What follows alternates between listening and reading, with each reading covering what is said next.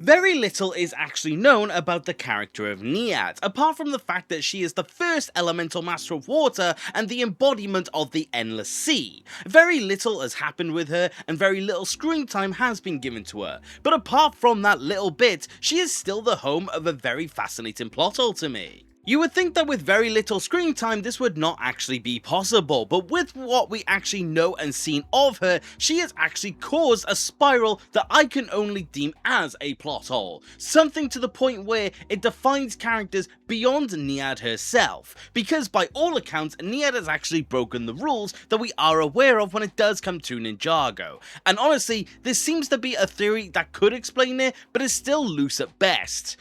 Because it is a plot hole, and that's just simply what plot holes are. So in today's video we are going to go through it, talk about what is actually being caused by Nyad, talk about a potential solution, and talk about the wider scope that does come along with the topic. Because like I said, it affects beyond her and even one of the most beloved Ninjago characters that we have ever actually seen within the show. So let me not waste any more of your time, and let's talk about the Nyad plot hole. So this all does stem from the time we actually got to saw Nyad within Crystallized. I know, shock and awe, Crystallized causes problems. But what we actually get to see within Crystallized itself is the presence of Nyad. Nya in the Endless Sea is just wandering around, slightly confused as to why she was called Nya. And Nyad actually partakes in some giving of wisdom, actually tells her about what could and couldn't be possibilities, and actually is the reason why Nya goes on to actually get her memories back. It is extremely cool and there is nothing actually wrong with this aspect,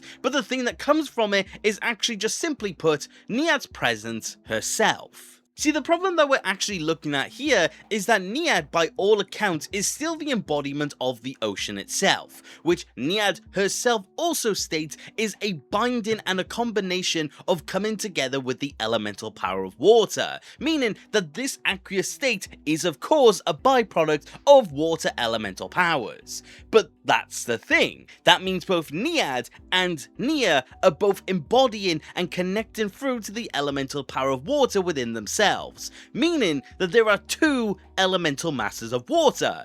This is a complete rule break by all accounts. Ninjago was always stated very hard set that there can only be one elemental power at a time. There can be slight variations like fire and heat, but in terms of the actual element itself, water can only belong to one master, like every other element, right? So that's the issue we actually have here. We have the case of two active elemental masters of water. By all accounts and by the rules, they both are the same elemental master. So it actually had me scratching my head. Fun fact, I actually realized this in a call with Ninjago and Parachuting Kitten. But the thing is that with that information in mind, it started to make me wonder as to how this could actually be worked around. How could you theorize or headcanon an explanation that could allow for two elemental masters of water by all accounts? And honestly, it is really difficult to quantify, because if one person or two people have the same power, doesn't that mean anyone can have any power at once and everyone else is just wrong about one user? It causes a lot of issue. But that is when I actually started to think more about the powers of water in of itself, and I realized that there is one distinction that could actually lead us into the theory. And let's actually start with it. Now the thing is that water and another elemental power have one thing that is unique, that is separate from every other elemental ability, being the fact that it wasn't ever controlled by the first Spinjitzu master and was its own separate instance of elemental ability, because it actually stemmed from Wojira. So we have a power that has a different form of origin, which means by technicality it can actually follow a completely different rule set. And that is actually where you start to realize that you could be looking at multiple elements of the same power. What if, by all accounts, the fact that water and by extension wind are powers that can have multiple users because its origin point is actually different as well? Because this goes on to explain the simple fact that Wojira does still control those abilities as well when we do actually get to see Wojira in Seabound, meaning there's technically 3 at one time during those events. But the point is that if it's stemming from a different source, does that mean multiple people can tap in on that source. This stems as an ability to really re-demonstrate how the powers of water and wind are unique. You could actually go on to say that this is how there are multiple elemental masters, and how Nyad is actually still around, still wielding the water ability. This also potentially means that Maya still does hold power over water,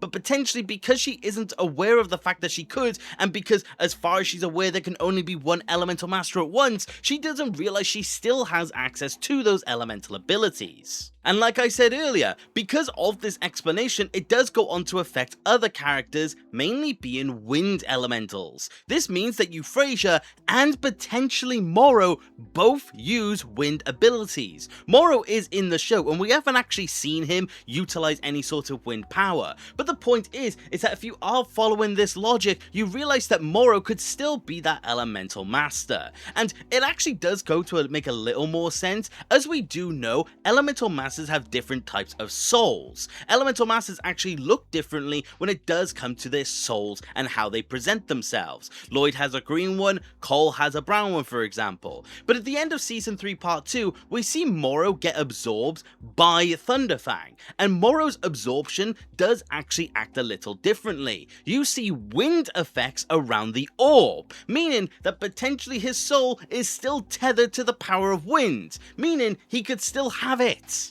This explanation can go on to show how multiple masters of a singular element, as long as it's from a different source of that of creation, could really be something that is more fascinating. Having different origin points of elements could really be an explanation for a lot of different abilities that we see. Maybe it goes on to explain the powers that the Forbidden Five had as well. Maybe the powers, because they derive from chaos from Thunderfang, maybe those also perform differently. Maybe Thunderfang still had access, and maybe he had a level of control over those powers still because they were coming from him. We don't know because obviously those villains are gone and past now, but the thing is that it does still open up this idea that elemental powers can function differently depending. Obviously, most elements do come from the first Spinjitzu master and by extension the sources, but the thing is, like I said, there are other angles here, and I find that completely fascinating. Are there any other explanation as to how an elemental master or multiple elemental masters can exist at the same time?